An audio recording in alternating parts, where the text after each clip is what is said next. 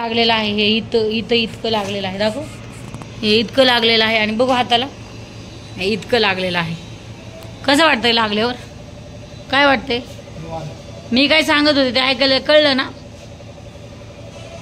बाहेर येऊन बोल. हा, चप्पलनी तोंड हाणू का तुझं सटकिनी?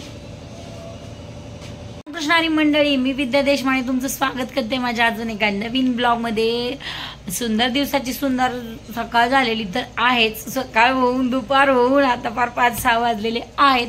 आज खरं तर आहे भावाचा उपास आणि भावाचा उपासाची कहाणी तुम्हाला सगळ्यांनाच माहीत आहे.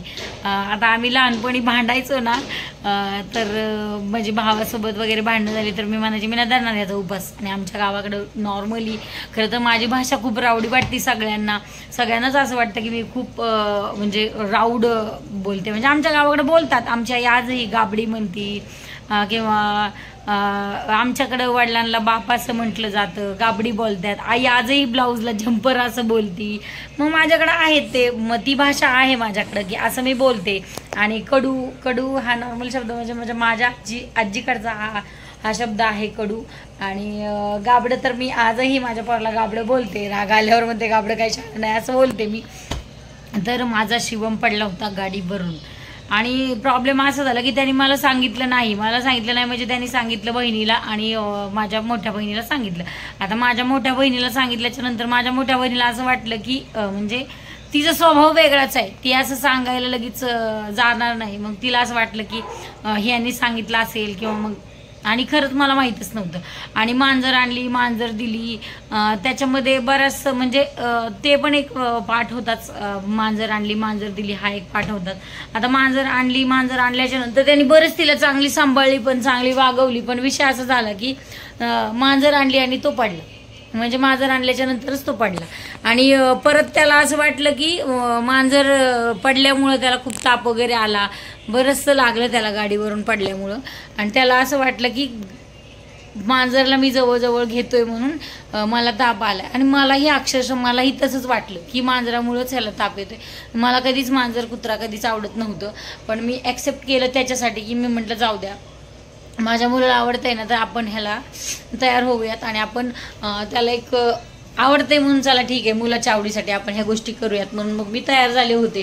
पण त्याला त्याचं असं दिसायला लागलं मला की त्याला मला असं वाटलं की त्याला त्याच्यामुळेच ताप येतोय.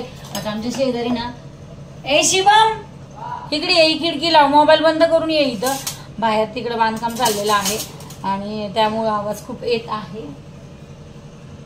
आपण सगळ्या खिडक्या लावायचं म्हटलं ना, इथलं लॉक बंद केलं असतं आणि ते लॉक मला काही चालू करायला येत नाही कारण माझा हात कुठंच पोचत नाही. माझी हाईट कमी आहे, बरोबर आहे की नाही सांग?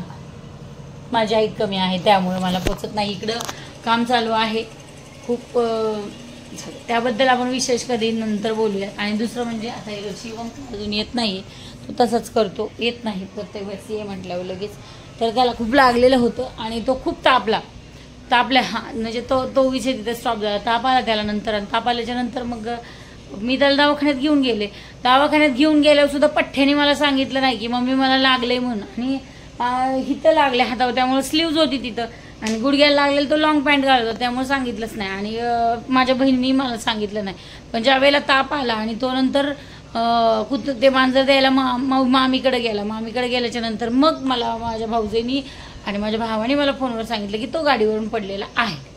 तर भरपूर सारे लागलेलं होतं. मग मी त्याच टेन्शनमध्ये होते. आणि आजकाल आपण बाहेर जाऊन बघतो तर एवढे सारे ॲक्सिडेंट, एवढं सारं काय कसं द्यायची गाडी. आणि खरं तर मी गाडी यायला तयारच नव्हते, पण माझी मैत्रीण अजून ज्या लोकांच्या चांगल्या टचमध्ये आहेत ते सगळेच मला म्हटले की किती दिवस तुम्ही त्याला असं घरात ठेवणार किंवा किती दिवस त्याच्या मागं बसून जाणार, पुढं बसून जाणार, त्याला पाठीमागं बसवणार किंवा त्याला किती पॅम्पर करणार तुम्ही, असं मला सगळेजण बोलले. म्हणून मग मी त्याला गाडी द्यायला तयार झाले. आणि तर तो पडलाय गाडीवरून. त्यामुळं मला व्हिडिओ बनवायचा अजिबात मूड नव्हता. आणि दुसरं एवढंच असं कारण होतं. आणि ते दुसरं कारण म्हणजे माझा मोबाईल अजिबात साथ देत नव्हता. खूप सारी स्पेस झाली होती याच्यामध्ये, क्लिअर करा म्हणत होता मोबाईल, म्हणजे म्हणजे मोबाईलमध्ये स्पेस नव्हती माझ्या, त्यामुळे मोबाईलला सॉफ्टवेअर तर काही मारलेलं नाही, पण बरेच जे लागत नव्हते ते फोटो मी डिलीट केले, व्हिडिओज डिलीट केले. मला इतकं ह्यातलं बरंचसं काही माहीत नव्हतं आणि शिवम इतकं असं काही मला सहकार्य करत नाही. मी तर म्हणते सपोर्ट जर असेल तर माझ्या नवऱ्याचाच असेल, बाकी तर कोणाचा सपोर्ट नाही आहे. शिवम तर अजिबात म्हणजे अजिबात करत नाही. ज्यावेळेला त्याच्या मनासारख्या गोष्टी होतात, म्हणजे त्याच्या आवडीला जे लागतं त्याला त्या गोष्टी जर घेऊन दिल्या तरच तो सपोर्ट करतो, असा तो अजिबात सपोर्ट करत नाही. त्याचा विरोध तर होताच, ठीक आहे, बरंच त्याला खूप मस्का मारावा लागतो की व्हिडिओ काढ. पण त्याच्यामध्ये तो त्याचे आणि व्हिडिओ कसा काढतो माहिती आहे का, म्हणजे त्याचा मोबाईल इकडं तो चालवतो आणि इकडं तो माझा व्हिडिओ काढतो. म्हणजे मी काय करते काय नाही याच्याशी त्याला काही देणं घेणं नसतं. तो त्याच्याच मोबाईलमध्ये फक्त मग्न असतो. पण ठीक आहे, आता काय, मोबाईल सगळीच मुलं वापरतात म्हणून त्यालाही आता सध्याला दिलेला आहे. पण तो जुनाच मोबाईल त्याला दिलेला आहे, पण पडल्यामुळं खूप मला वाईट वाटत होतं. आणि विषय म्हणजे त्यांनी सांगितलं नाही, याचा प्रचंड राग होता. त्याला असं वाटलं की पप्पा पण बोलतील मला, मम्मी पण बोलेल मला, म्हणून सांगितलं नाही. आणि त्या तापामुळं बरेच दिवस झाले तो आजारी आहे. तो त्याच्या मॅचला गेलेला नाही आहे. कॉलेज सुरू झालं तर कॉलेजला पण तो गेला नाही. म्हणजे कॉलेज तर जस्ट म्हणजे कॉलेज सुरूच नाही झालं अजून. युनिफॉर्म वगैरे आम्ही आणला, आम्हाला असं वाटत होतं की 1 तारखेला सुरू होईल, पण 15 तारखेला कॉलेज सुरू होणार आहे, त्यामुळे तो कॉलेजला पण नाही गेला. पण हे असं कारण आहे, म्हणजे त्यामुळं मी व्हिडिओ बनवू शकले नाही. आता इन्स्टावर वगैरे कसं, इन्स्टाचं सोपं आहे, 15 सेकंदात व्हिडिओ बनवून होतो, त्यामुळे इन्स्टावर ॲक्टिव्ह होते मी, पण यूट्यूबला ॲक्टिव्ह राहू शकले नाही. तर हे कारण होतं माझं की मी ॲक्टिव्ह नव्हते यूट्यूबला, कारण यूट्यूबला खूप सारा वेळ द्यावा लागतो, बरोबर आहे की नाही सांगा. त्यामुळं आणि आता बरंच किती लागले मी तुम्हाला दाखवते, पण तो दाखवतो की नाही सांगता येणार नाही, कारण त्याला तो खूप स्वतःला हे समजतो, त्याला वाटतं कॅमेऱ्याच्या समोर जायचं. म्हणजे मी तर म्हणून बेटर दॅन डेस, त्याच्यापेक्षा त्याचे पप्पा बरे. ते म्हणजे त्यांचं कसं आहे, थोडंसं मूडवर असतं, म्हणजे चांगला मूड असला तर, आणि गावाला गेल्यावर शक्यतो चांगला मूड असतो. ठीक आहे, आता काय झाल्या तर माझ्या सासूबाई म्हणतात काय 2 गेले 2 राहिले असं म्हणायचं आणि पुढं जायचं. ठीक आहे का नाही, कायम आनंदी आणि खुश राहायचं. आपण जे आपल्याला मिळालं आहे ना त्याच्यामध्ये खुश राहायचं, जे नाही आहे आपल्याकडे त्याच्यासाठी कधीच खंत करायची नाही. आणि देव सगळ्या गोष्टी चांगल्यासाठी करतो. आणि आता त्यालाही कळलं आहे की मी जे त्याला सारखं वाढायचे, गाडी दामानी चालव, ती त्याला सारखं वाढायची ना, त्याला आता अक्कल आलेली आहे की आपल्याला लागल्यावर किती दुखतं येते.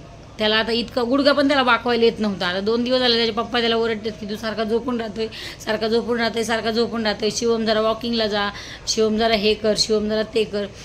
पण अजिबात तो जायला तयार नव्हता. पण आत्ता त्याला कळून चुकले की मम्मी जे सांगत होती आपलं ते बरोबर आहे. त्यामुळे जे गोष्टी होतात ते चांगल्यासाठीच होतात. त्याला अद्दल घडलेली आहे. आता तो इथून पुढं तरी जरा दमानी गाडी चालवेल असं मला वाटते.